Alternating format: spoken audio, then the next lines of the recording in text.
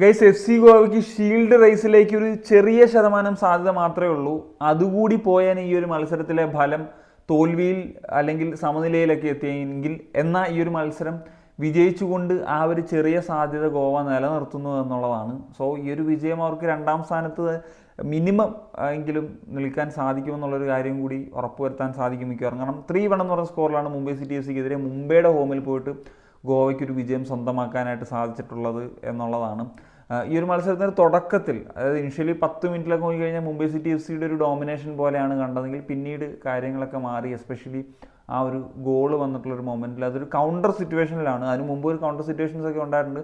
ഗോവയുടെ ആദ്യത്തെ ഗോള് വരുന്നത് ഉദാന്ത സിംഗ് ഒരു കൗണ്ടർ സിറ്റുവേഷനിൽ റൈറ്റിലൂടെ ഒരു റൺ നടത്തിയിട്ട് ഗൊരച്ചനയ്ക്ക് കൊടുത്തിട്ടുള്ളൊരു ബോളാണ്.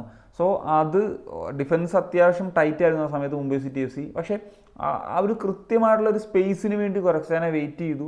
ദെൻ ആ ഒരു ഗോൾ അടിച്ചിട്ടാണ് 1-0 എന്ന് പറയുന്ന ലെവലിലേക്ക് എത്തുന്നത്. എന്നാൽ ആ ഒരു ഗോളിന് ഒരു വലിയ ക്രെഡിറ്റ് പറഞ്ഞ ഗോൾ അടിച്ചിട്ടുള്ള ഗൊരച്ചനയ്ക്കും ക്രിയേറ്റ് ചെയ്തിട്ടുള്ള ഉദാന്തയ്ക്കും ഉണ്ടെങ്കിലും ആ ഒരു കൗണ്ടറിൽ ആ ഒരു ഗോളിന് തിരികെ കൊളുത്തി കൊടുത്തത് കാൾ മക്യു ആണ്. കാരണം അങ്ങനത്തെ ഒരു സിറ്റുവേഷൻ വന്ന സമയത്ത് കൃത്യമായിട്ട് ഉദാന്തയെ കണ്ട് ഒരു ബോൾ നീട്ടിക്കൊടുത്തു. ആ വഴിയാണ് ആ ഒരു ഗോൾ വന്നത്. അതാണ് കാൾ മക്യുവിനെ പോലത്തെ ഉള്ള ഒരു ഡീപ്പ് ലൈൻ പ്ലേ മേക്കറിൻ്റെയൊക്കെ ഒരു റോൾ എന്ന് പറയുന്നത്. രണ്ടാമത്തെ ഗോളും ഇതേ ഒരു കോംബോയിൽ നിന്ന് തന്നെയാണ് വന്നത്. ഉദാന്ത അസിസ്റ്റ് ചെയ്ത് ഗൊരക്സേന സ്കോർ ചെയ്യുന്നു.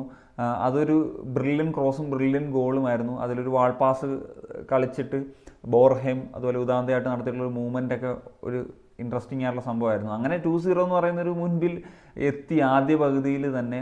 സാധാരണഗതിയിൽ ലെഫ്റ്റിലൂടെയുള്ള ചില മൂവ്മെൻറ്റ്സ് ഒക്കെ നമുക്ക് ഗോവയുടെ ഭാഗത്ത് നിന്ന് കാണാൻ സാധിക്കുമായിരുന്നു. പ്രത്യേകിച്ച് നമുക്കറിയാം ബ്രൈസൺ ഒരുപാട് ഗോളുകൾ അടിച്ച് 7 ഗോളുകളൊക്കെ അടിച്ച് നിൽക്കുന്ന സമയമാണ്. പക്ഷേ ഈ ഒരു മത്സരത്തിൽ കൂടുതലും റൈറ്റിലൂടെയുള്ള മൂവ്മെൻറ്റ്സ് ആണ് നമുക്ക് കാണാൻ സാധിച്ചിട്ടുള്ളത്. പിന്നീട് ബ്രൈസൺ ഈ ഒരു മത്സരത്തിൽ ഒരു ഇഞ്ചറി പറ്റിയിട്ട് പോകുന്നൊരു സാഹചര്യം ഉണ്ടായി എന്നുള്ളതാണ്. സോ രണ്ടാം പകുതിയിലേക്ക് വരുമ്പോഴത്തേക്ക് മുംബൈ സിറ്റി എഫ് സി ചില ചേഞ്ചസ് ഒക്കെ വരുത്തിയിട്ട് കളിയിലൊരു തിരിച്ചുവരവൊക്കെ നടത്താൻ ശ്രമിച്ചുവെങ്കിലും അന്നേരത്തേക്കും മുംബൈ സിറ്റി എഫ് സിയുടെ ഭാഗത്തു നിന്ന് ഗോൾ കീപ്പറുടെ ഡിഫൻസീവിലേക്ക് സംഭവിച്ചിട്ടുള്ള മിസ്റ്റേക്ക് ഒരു ഗോളിലേക്ക് മാറി. ആ ഗോൾ അടിക്കുന്നത് ബോർഹ ഹെറേറയാണ്. അങ്ങനെ 3-0 എന്ന് പറയുന്നൊരു കംഫർട്ടബിൾ ലെവലിലെത്തി. പിന്നീട് ഈ പറഞ്ഞ പോലെ കുറച്ച് ഗോവയുടെ ഏറ്റവും വലിയൊരു കരുത്തെന്ന് പറഞ്ഞു കഴിഞ്ഞാൽ തന്നെ അവരുടെ ഡിഫൻസാണ്. അവർ എന്ത് വന്നാലും ഡിഫൻസിൽ കോംപ്രമൈസ് ചെയ്തില്ല. അതിൽ ഒടയാണെങ്കിലും അല്ലെങ്കിൽ ജിങ്കനാണെങ്കിലും ബോറിസ് ആണെങ്കിലും ജയ്ഗുപ്ത ആണെങ്കിലും അല്ലെങ്കിൽ ഋത്തിക് തിവാരി ആണെങ്കിലും ആരുടെ കാര്യം എടുത്തു കഴിഞ്ഞാലും അത് പിന്നീട് അവർ കോമ്പാക്റ്റ് ആയിട്ട് നിർത്താനാണ് ശ്രമിച്ചത്. പിന്നീട് ഭയങ്കര അറ്റാക്കിംഗ് ഫുട്ബോൾ അഗ്രസീവ് മൂവ്മെൻറ്റ് നടത്താനല്ല ശ്രമിച്ചത്.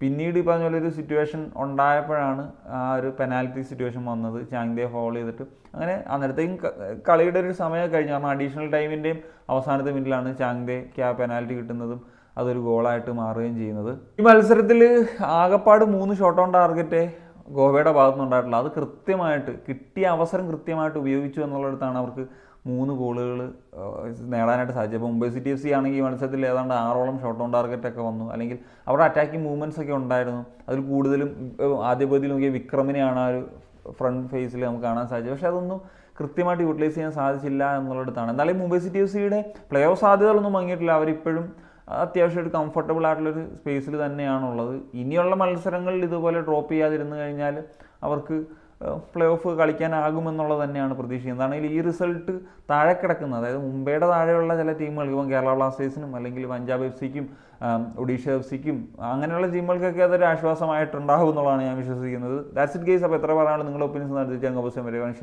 സനി ഓഫ്.